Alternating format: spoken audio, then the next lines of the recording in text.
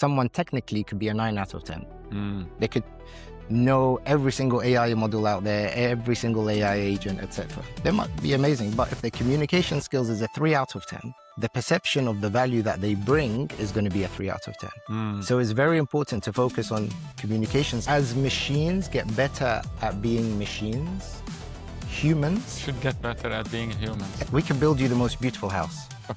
All the nicest windows, the nicest carpets. And this house represents the AI that we can build for you. Versace carpets. However, this house, if the foundation is weak, what's going to happen to this beautiful house that you built?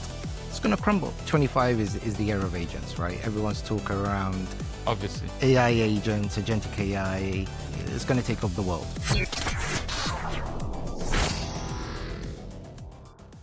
Good afternoon, everyone. This is Shadi Dawi. I'm your host for today's session or episode of Date with Tech. Today, I have with me Mr. Yousif Hussain from Ernst Young. Yousif is the AI Hub MENA lead. Yousif, good afternoon to you. Good afternoon. And thank you for being our guest for today. Thank you, Sharafna. Thank you. I know you were speaking earlier and you spoke about agentic AI during your fireside chat at Date with Tech stage. So when organizations talk about AI, many jump straight to agents, right? Autonomy and so on. In your view, what's the best place to actually start? No, good question. So 2025 is the era of agents, right? Everyone's talking around, obviously, AI agents, agentic AI. It's going to take over the world, right? Now, let's be realistic here. And I love simplicity. The way I like to break down the AI of today is in 3 key areas. Either you can automate something, very simple, or you can have an AI workflow, you give it like the ChatGPT brain, or you move on to AI agents. AI agents is great. It could do a lot. However, what I'm finding this year is many leaders, many organizations are getting very excited and they want to jump straight into AI agents and agentic AI. However, one thing that you need to consider is as you move from left to right, the complexity increases, the risk increases, the cost potentially will increase as well. So you need to think about applying the right level of AI to the right problem. You need to start off with the problem and try and solve it with the simplest solution possible. If you can solve it with simple automation, great. If that's not enough, move on to AI or AI workflows. If that's not enough, then start to explore AI agents and agentic AI. Because you need to bear in mind with AI agents, you're taking a step back and you're letting the agent make a decision on your behalf. Are you ready to do that? Have you put the right guardrails in place, the right safety mechanisms in place? So those are the things that you need to consider, not jumping straight to AI agents, but considering the options out there, starting from simplest, moving on to the right-hand side. So you're suggesting to go through the 3 steps.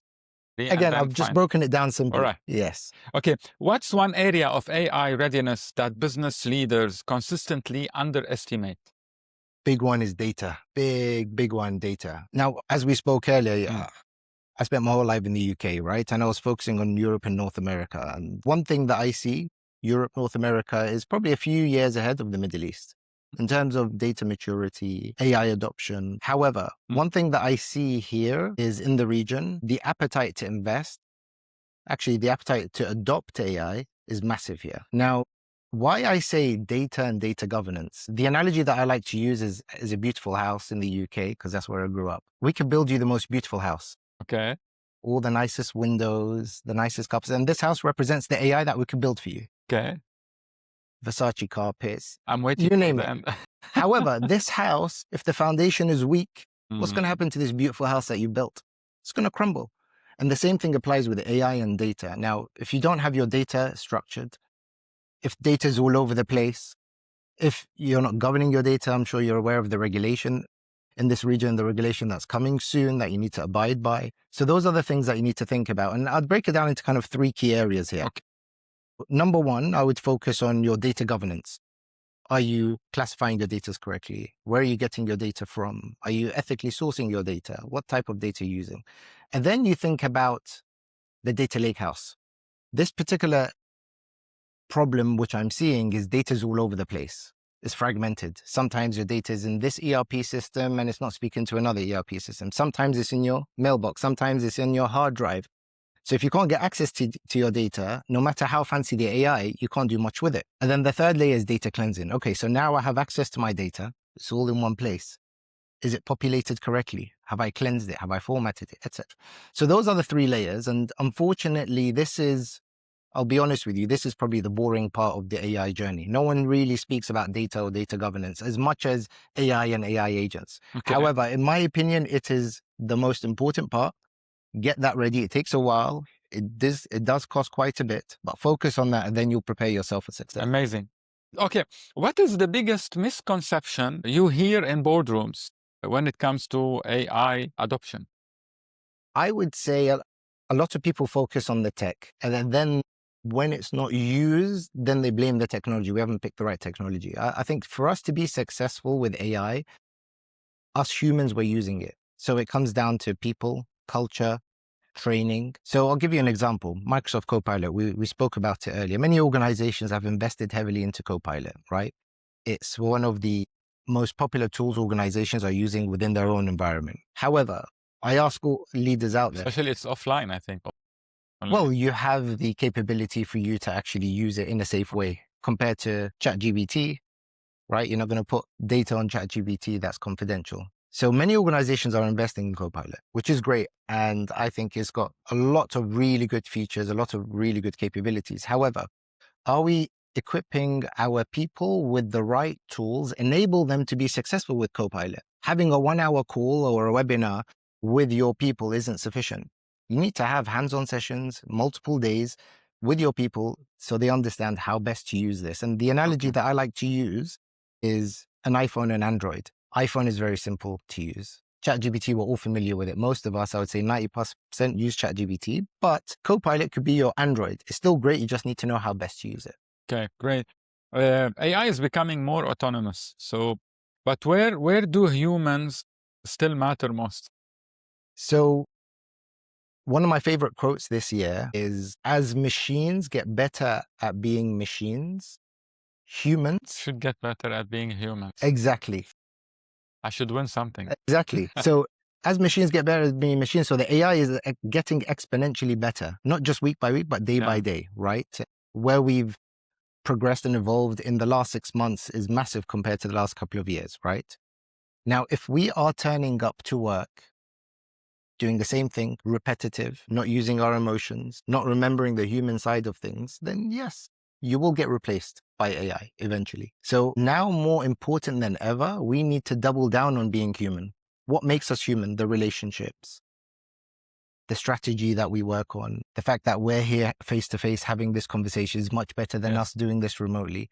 So let's just maintain that going forward. Whenever we look at the potential of AI, let's also think about what makes us human and focus on that as well.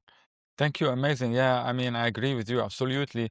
Okay, you're building and scaling AI teams across MENA, I presume. When hiring, what do you look, beyond technical skills? There's a few things that I look for. Number one is mindset. Does this person have a can-do attitude where if I give him or her a potential challenge, can they find a way of solving it? Someone who can fit into the culture. Culture is very big for us. We've got a great team. Everyone is there working as a team, supporting each other to make sure that person comes in and helps us grow. But the third thing, and I think is very important in this day and age, is someone that is able to communicate well, especially senior leaders out there. And the example that I like to give is someone technically could be a 9 out of 10. Could know every single AI model out there, every single AI agent, etc. They might be amazing, but if their communication skills is a 3 out of 10, the perception of the value that they bring is going to be a 3 out of 10. So it's very important to focus on communication skills to be able to communicate the value that you can bring. I'll explain it. And for someone trying to understand AI beyond the hype, where should they begin? One thing that I would suggest for everybody, for you, for myself included, and whenever I speak to friends and family, is step away from work. Focus on a problem in your own life that you want to solve. It could be a hobby, it could be a passion, it could be your own fitness. Focus on that and try apply AI to it. Whether you want to build a simple workflow, whether you want to use agents, And I guess one particular personal example, just under a year ago, I started posting on LinkedIn. And at the start, I was terrible, right? Using ChatGPT, my posts were terrible. I eventually got a LinkedIn mentor who taught me the art of how best to write content from the hook and all other elements of LinkedIn engagement, strategy, etc. I found I was spending a lot of my evenings learning and doing research of what type of content to post about. And then I thought, okay, how can I simplify this? I applied an AI agent, downloaded all my own personal information, my emails, my WhatsApp messages, my bank statements, my health records. I uploaded everything onto it. This agent now understands me. And then when I want to search up a particular topic to post about, it does the research on my behalf. What's trending? But do you need to really upload medical records? Because then it understands me. I want an agent that fully understands me. Okay. Personalized, tailored towards me. Maybe there's something in my personal health record that might be relevant to a post further down the line. If there's a topic that comes up, for example. So then I'll have something customized, personalized to me. It took me a while to build. That has taken the time from, let's say, 4 hours down to maybe 15, 20 minutes. How do you see AI shaping business in the Middle East over the next 2 years? Fortunate enough now to be in the region, and I can see the massive potential right now for AI in the region. Every single leader that I speak to wants to adopt AI, wants to invest in AI, wants to see how best to use best practices to lead with AI within the organization, which I think is massive. You know, all the big organizations are coming into the region. You've got multiple data centers being built. And I think this is the place to be. You know, the Middle East is the one to watch for globally. And I definitely think in the next couple of years, it would be the front runner when it comes to AI. We're already attracting all the top talent across globally. Many people are coming to join us, not just across MENA, but from Europe and North America, because they see the massive potential here when it comes to AI. Great. You've grown to 35,000 followers in under a year, and we were ranked as the second influential LinkedIn voice on AI in the UAE. And this is in the same context of why business leaders should care about brand and LinkedIn. So I asked you 2 questions in one. What helped you build that kind of trust and reach so quickly? And any tips you can share so others can benefit from this experience? So personal brand for you, for me, for anyone personally, I think is so important, and also for organizations as well. So the analogy that I like to give, let's say, imagine we're in the Maldives. You ever been to the Maldives? No, not yet. Okay, so inshallah, one day you go to the Maldives. The Maldives is beautiful, right? And it's got hundreds of islands out there. One island, you might have the Four Seasons. Another island, you might have the Conrad. But then there's other islands out there, they're abandoned. Let's say you're an island, I'm an island. You have mangoes on your island that are pink. Maybe on my island, I might have mangoes that are blue, but no one knows about it. So one day you decide to build a lighthouse. You build, and now your light is shining bright. At night, the boats notice the light and start steering towards you. Another day, another boat starts steering towards you. Before you notice it, you turn around, and then you see all the boats parked up outside. And for me, that's the power of LinkedIn. All you need to do, my personal advice is, you post about what you're passionate about, what you care about, what you wish you knew 6 months ago, 12 months ago, share your learnings. And then beyond that, there is a strategy around LinkedIn, right? LinkedIn is a people platform for you to network. Don't just post corporate posts. That's my personal opinion. Okay. I agree. I'm sure when you scroll through LinkedIn, if you see a corporate post, you're more likely to scroll past it than someone that you know. People connect with people, not corporates. Yeah. Corporates or big organizations need to think about how best to leverage their voice through their people, because they are the ambassadors of your brand. Okay. And then beyond that, there's a whole other strategy, how best to be successful on LinkedIn. You shouldn't just post and then just walk away. You need to engage with others. You need to support others. You need to also think about the hook. And by the way, the hook of a post probably gives you the 80% success of a post comes down to the hook. From the hook. Because if your hook isn't good enough to hook the reader in, they're not going to click read more and read through. So think about the hook and see how best to shape your post. We will conclude with this great advice. Thank you, Yousif. Yousif Hussain from Ernst Young, AI Hub MENA lead. Thank you very much for this amazing episode. We with a lot of useful information. Me personally, I'm going to take your advice, and we look forward to see you again another time. Thank you very much for your time. Thank you. Thank you.